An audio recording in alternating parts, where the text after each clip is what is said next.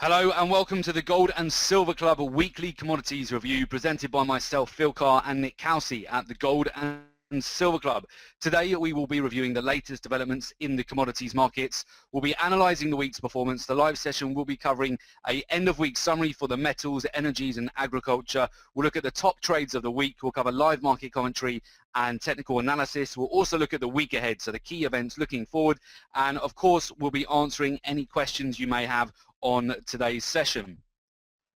Gold hit fresh 2014 lows as US job data exceeds expectations. So today gold prices dipped as traders bought the US dollar on upbeat US labor data. US non-farm payrolls rose by 248,000 in September, more than the market expected at 215,000. Companies and businesses outside the agricultural sector hired a higher number of workers in September, following a 180,000 gain non-farm payroll in August. This news presented commodity traders with a highly lucrative opportunity to sell short gold against the US dollar. Gold fell to its lowest level since 2013. Elsewhere this week, natural gas jumped to its highest price in the last 12 weeks as forecast for a cold winter in the US pushed up prices on heating demand. Natural gas touched 4.159 per million British thermal units on Wednesday, its highest intraday price since July the 10th of this year. In other commodities, coffee prices rallied on Thursday towards a two-year high as forecast for further dry weather in Brazil. Growing areas continues to raise concerns over the country's 2015 harvest. Coffee futures for December soared 6.7% to $213.75 a tonne, its highest price since early 2012. Coffee is up by a massive 81% so far this year, with further upside expected. So before we go into the technicals and review our top trades of the week, I'm Phil Carr, professional trader, trainer and speaker. I'm the co-founder and director of the Gold and Silver Club. I specialize in teaching people how to make money from trading the most lucrative financial markets in the world. So gold, silver, oil, natural gas, the agricultural commodities. I've trained thousands of individuals to become independent traders and successfully manage their own investment portfolio. And I'm responsible for the research and development of the Gold and Silver Club trademark strategies that have a proven track record of generating returns for traders. Also a regular contributor to a number of financial publications and speak at numerous trading seminars, webinars and workshops. Joining me in running the Gold and Silver Club is Nick Kelsey, professional trader, investment analyst and speaker. Nick began his career within private wealth management in 2002 before making the transition into proprietary trading. Prior to co-founding the Gold and Silver Club, spent several years coaching professional fund managers and traders internationally for some of the world's top-tier hedge funds and investment banks. Through his first-hand relationship with some of the world's most successful traders, discovered the formula, mindset and tools that can give any individual the definitive edge to trade in any economy. Also regularly writes for a number of global business and financial publications, and we've appeared frequently on financial television. That's just a bit of background on the Gold and Silver Club. We'll take a look at the gold price right now. We're currently trading at $1,193 per ounce. The top trades of this week using the Gold and Silver Club signature trading strategies have been a lovely sell short this week, selling off a major resistance zone. The risk on the trade was 85 points, so $850 for a profit of 175 points, so $1,750 profit for a 2-to-1 risk to reward. We had a lovely sell opportunity this week on Brent crude oil. The risk on the trade 60 points, so $600 risk for each lot, traded for a profit of 350 points or $3,500 US for a 5-to-1 for 350 points. And we also had a lovely sell short on natural gas storage inventories. The risk on that trade 75 points for a profit of 180 points for $1,800 US profit for a 2-to-1.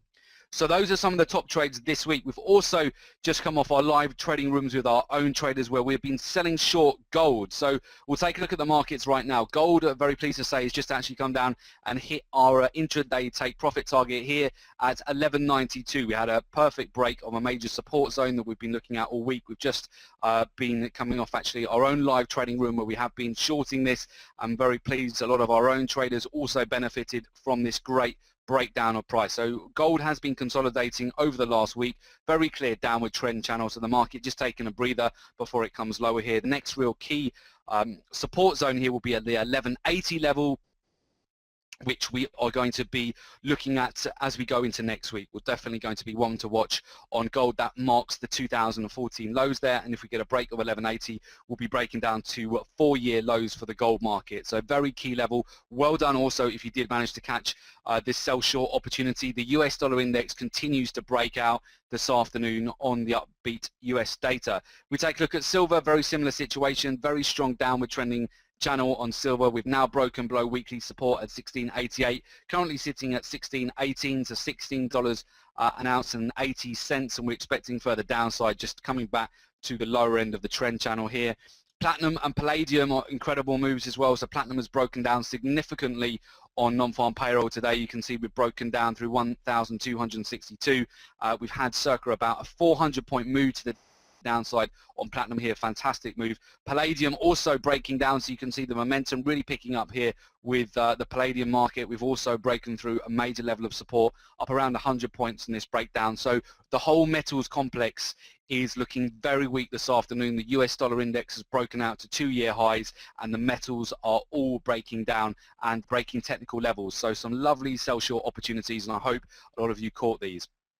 Looking across at the agricultural markets, corn continuing to consolidate at the moment, just ricocheting between 325, just the resistance zone at the moment, and also the 317 support. We're waiting for a resolution of this consolidation. If we look at the wheat market, wheat also consolidating, starting to form a bit of a bottom here for the time being on wheat. Very interested next week if we can get a break back above the 490 level here. That's going to be a key zone, and we may see further upside if we can get a strong close here back up to above 490 next week. So definitely corn and wheat will be in strong focus next week.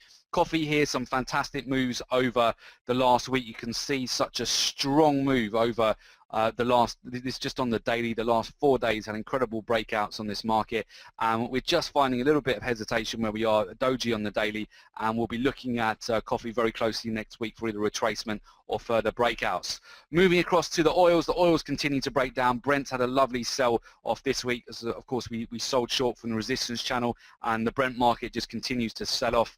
And also moving over to natural gas market, natural gas is continuing just to consolidate within a very clear support and resistance zone here at the moment, just ricocheting between this support and resistance zone, which we tested again on the natural gas storage inventories just yesterday on Thursday. So that's definitely going to be a market to watch as we go into next week, whilst we continue to consolidate within this upward trending channel.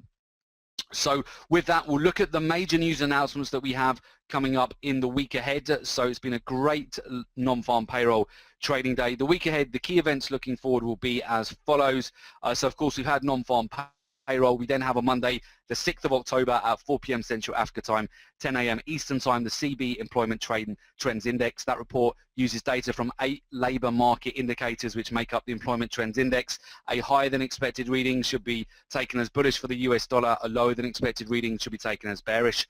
Tuesday, the 7th of October at 4 p.m. Central Africa time, 10 a.m. Eastern time, we have the US JOLTS job report. That survey by the US Bureau of Labor Statistics helps measure job vacancies. It collects data from employers about their businesses, employment, job openings, recruitment, hires and separations. A reading that is stronger than forecast should be taken as bullish for the US dollar, while a lower than expected reading should be taken as bearish. Wednesday, the 8th of October, of course, we have the US crude oil inventories at 4:30 p.m. Central Africa time, 10:30 a.m. Eastern time. So that data reports a number of barrels of crude oil commercial firms have in their inventory. Commercial firms, of course, report those levels to the Energy Information Administration on a weekly basis. A higher than expected reading should be taken as bullish for crude oil prices, while a lower than expected reading should be taken as bullish.